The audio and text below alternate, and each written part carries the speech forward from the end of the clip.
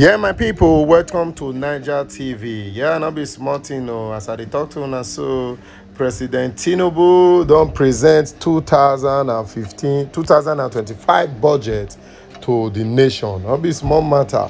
Una just listen, make una try listening to wetin him talk for here, and make una try listening to wetin the rest senator talk for inside this place, because he say inside 2025 he go make security full everywhere, he go make things reduce, he go make food reduce, people will live well, many things. See guys, I don't want make I talk much for this video. I just want make una watch the video. This one I want Tinubu to come the conference hall. So now the place with this like this, Tinubu don dey first make them laugh. Yeah, whether this man a comedian, me I don't really know. He carry hate this I say no be you be that I hail una. So not be smart my people. So right now I go leave una make una watch the video. As now they watch the video, if you never subscribe to this YouTube channel, I bet may you try subscribe to our YouTube channel Niger TV. Watch video and drop your comments on the comment section.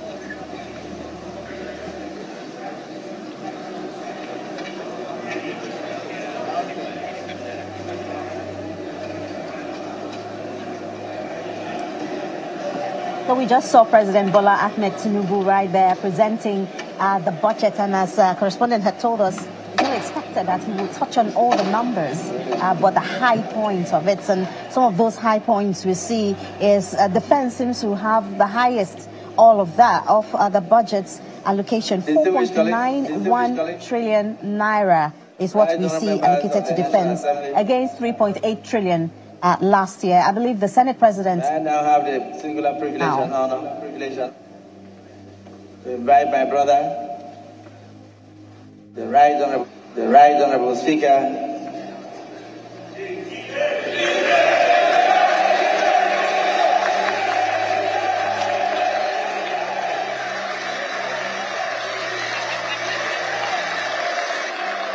of the House.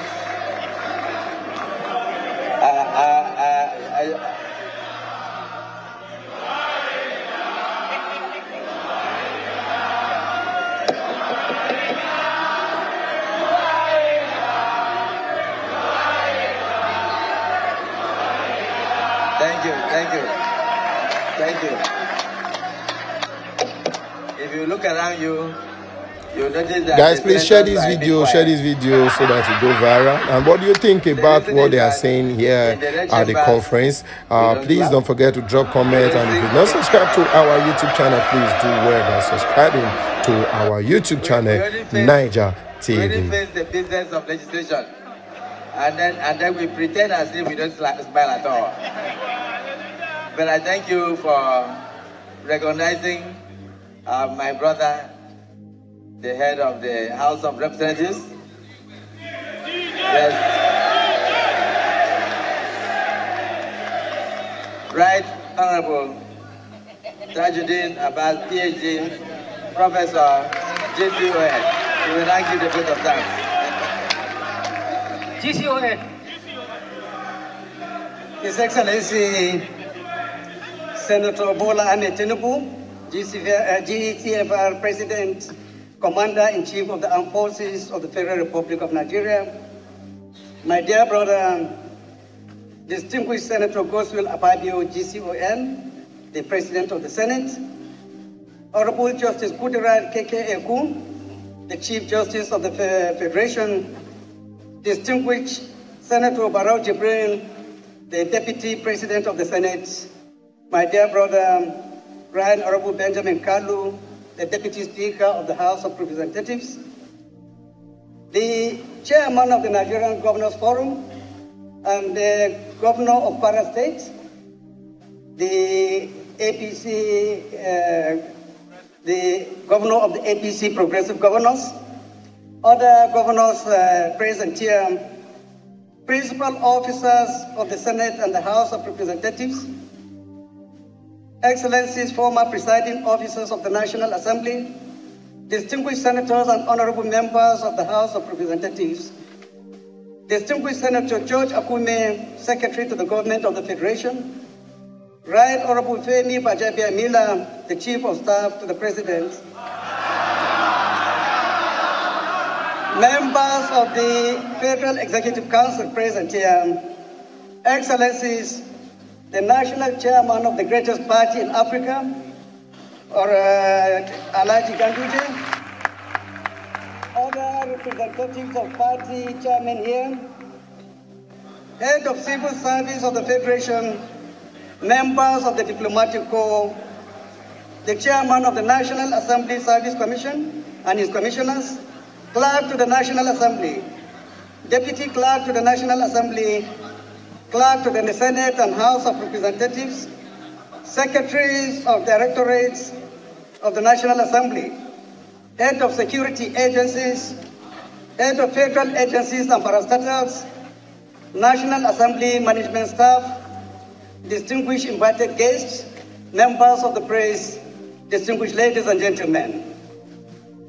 On behalf of the House of Representatives and the entire National Assembly, I extend our deepest gratitude to His Excellency President Bola Ahmed Tinubu, GCFR, for presenting the 2025 Appropriation Bill to this joint session. Today's presentation fulfills a fundamental constitutional mandate and reflects a vision and steadfast commitment to addressing the needs and aspirations of all Nigerians. Over the past 18 months, your administration has taken bold and decisive steps to reform our economy. The removal of fuel subsidy, unification of foreign exchange rates, and introduction of innovative economic policies have laid a solid foundation for sustainable growth and development. While these reforms have demanded short-term sacrifices, they are acts of courage and patriotism. History teaches us that transformative progress often begins with difficult decisions. Examples from China's market reforms, India's liberalization, and South Korea's industrialization have found the enduring benefits of such bold action. These lessons inspire confidence that Nigeria's ongoing reforms will foster economic growth, reduce poverty, and ensure long-term prosperity for everyone. Mr. President, your administration's reforms have disrupted the status quo, sparking resistance from vested interests. Yet these courageous measures underscore your resolve to prioritize the welfare of Nigerians. The National Assembly stands ready to support these reforms through legislative backing and to facilitate public engagement for greater understanding and acceptance. Your Excellency, 2024 has been a year of mixed economic fortunes. The National Bureau of Statistics reported GDP growth of 3.46%, in the third quarter, up from 3.19% in the second quarter, largely driven by the services sector. Despite challenges posed by climate change and insecurity, agriculture remained a critical contributor, accounting for 17.22% of nominal GDP in the first quarter and 22.61% in the second quarter. However, inflation rising to 33.88% in October, alongside escalating food and energy costs, continue to strain households across the country. Nonetheless, the International Monetary Fund's projection of 3.2% growth for 2025 underscores a positive trajectory if reforms are sustained and structural issues addressed. Mr. President, your international engagements have further reinforced Nigeria's global standing. The agreements from your September 2024 visit to China are set to transform rail transport, enhance digital literacy, boost agriculture, and strengthen national security, while elevating Nigeria-China relationship to a comprehensive strategic partnership. Engagements in France similarly secured €300 million for critical sectors, while Brazil's 4.2 billion grant to strengthen agriculture underscores your focus on sustainable growth. Notably, one of your administration's remarkable achievements is advancing local government autonomy, ensuring that resources reach grassroots communities and empowering them to address their specific needs. This commitment to transparency and accountability will have a lasting impact, particularly on our rural communities. Your Excellency, the proposed 2025 budget of 49.7 trillion, which is a 35% increase over 2024, is really ambitious and very commendable. The projections of 4.6% GDP growth, a crude oil price of $75 per barrel, an exchange rate of 1,400 to the dollar, and oil production of 2.06 million barrels per day are bold but very achievable. However, Nigeria's fiscal realities warrant critical reflection. Despite being Africa's most populous nation, with over 220 million people, our 2024 national budget of $36.7 billion remains modest compared to countries with a budget of $160 billion for its only 60 million citizens. Egypt with $110 billion for its 110 million people. Algeria with 60 billion naira, $60 billion for its 45 million people. And Morocco allocating $50 billion for its only 37 million residents. Indeed, Nigeria's low tax revenue also remains a major constraint. Our tax to GDP ratio, currently at approximately 10.9% for 2024, is among the lowest in Africa, significantly below the continental average of 15.6%.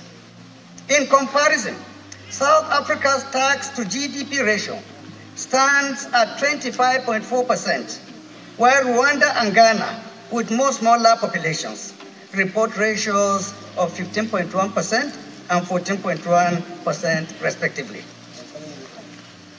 Even our VAT collection efficiency at approximately 20% is notably below the near 70% efficiency achieved by South Africa, Equatorial Guinea, and Zambia. Mr. President, addressing these challenges requires urgent and comprehensive tax reforms to broaden our tax base, improve compliance, streamline administration, and reduce reliance on borrowing.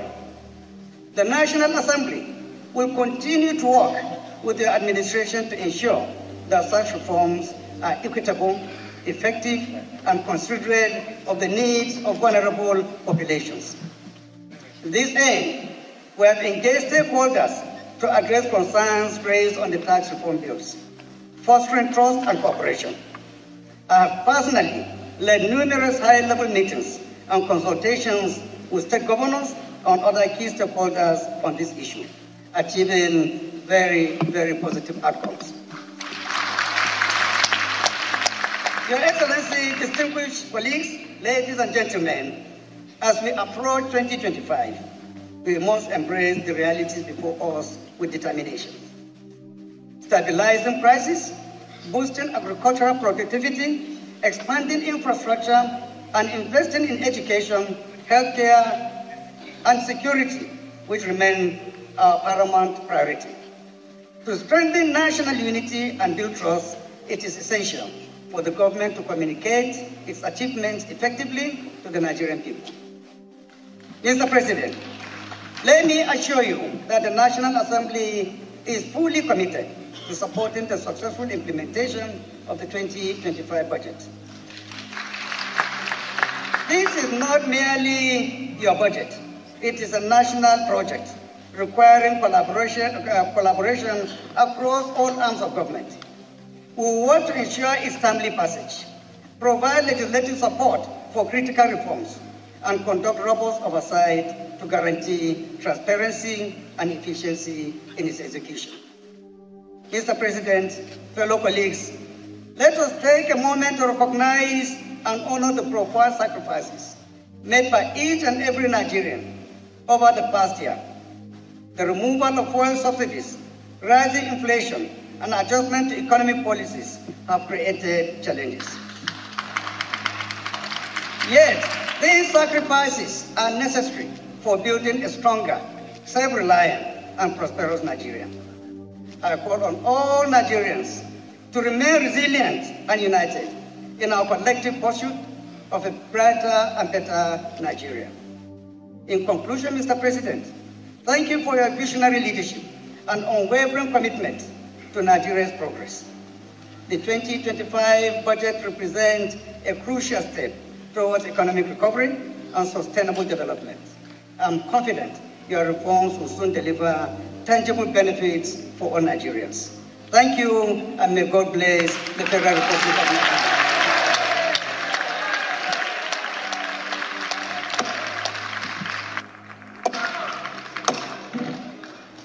Right honorable members, distinguished senators,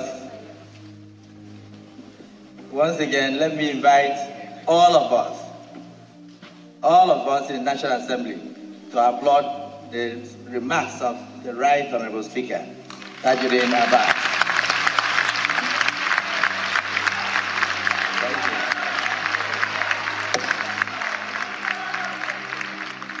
Mr. President, all protocols observed.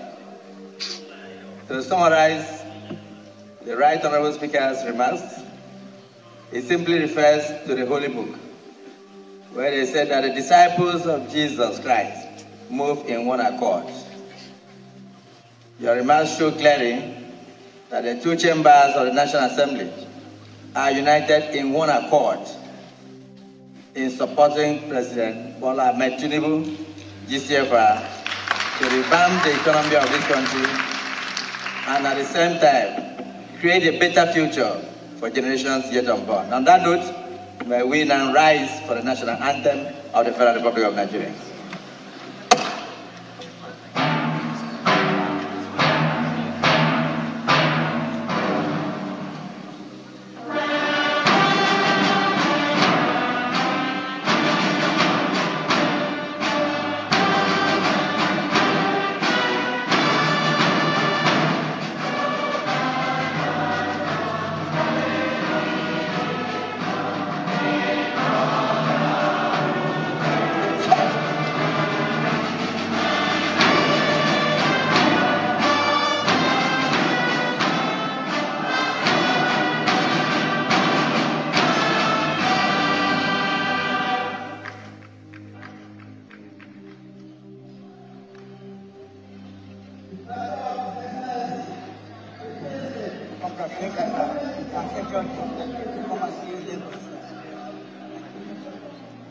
So that's it. The presentation you've been waiting for has happened.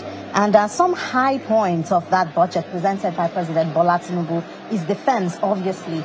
4.91 trillion naira is what the budget is giving to defense from 3.8 trillion naira in the 2024 budget.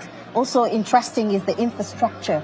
4.06 trillion naira is what infrastructure should get for 2025. And the president was only emphatic about human resources. So we see health and education looking good, I must say. Health 2.48 and education 3.5 trillion naira each for those sectors. And of course, the president talked about the need for macroeconomic stability, building on what was started in the renewed hope agenda, building on that. I believe he called this the budget of restoration, securing peace and building prosperity. So I know in the coming days, this is going to be the conversation all over. But let's start that conversation here in just a couple of minutes that we have. Let's still have here in the studio the Consultant Communications and Strategy Office of the Senate President, Mr. Kenny Okolugo, as well as also here investment and economic development expert, Mr. Gona Okuku. So I know we've seen the figures before now. The figures,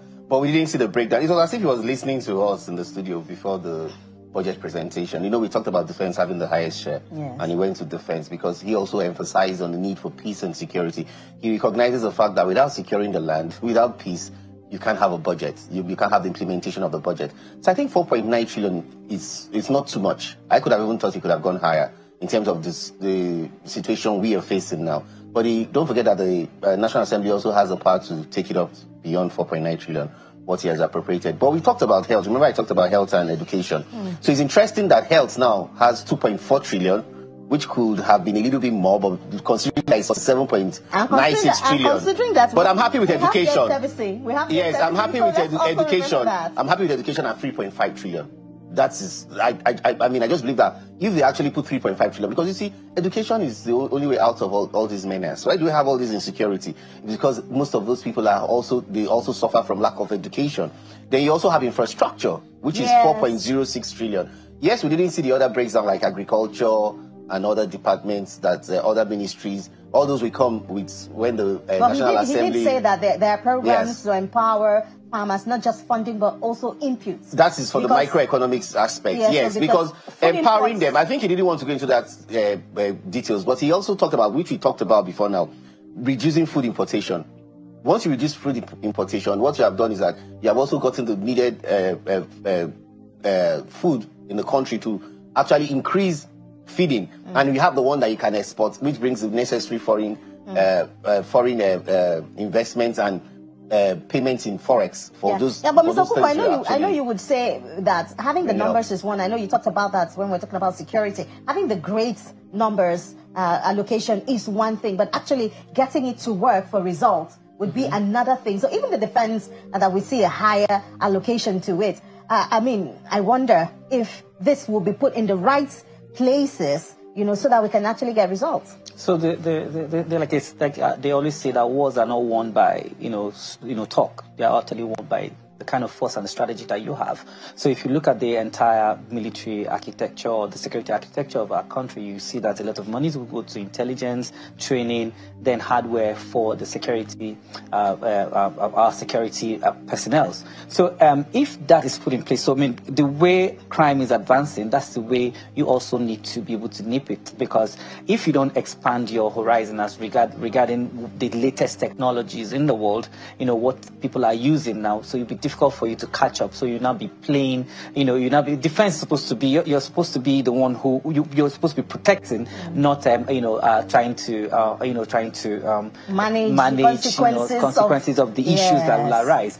But having said that, I think the monies allocated would actually go to the right sources. Again, don't forget our income as a nation is going to come from that corridor, the export corridor, the oil export corridor, which must be secured. And if that is not done, it will become a problem, and then we'll have a larger income revenue deficit. Then again, you have to also consider the fact that we want to diversify the economy. So security will also play a very large role when it comes to us going back to our farms, and then solid mineral sector. You know, it happens a whole lot in the areas, some of those areas where where these non-state actors have actually targeted. So we need to find a way to get them off, off our food belt, and then again our production belts. Those areas are very key. So I think there's a whole lot of There's also the debt servicing. We're borrowing, I think, about 13 trillion naira, and 13.13 trillion. Yes, that is what we expected. Yes, the deficit. Yes. Which we're borrowing, and that also is a major one also on the budget.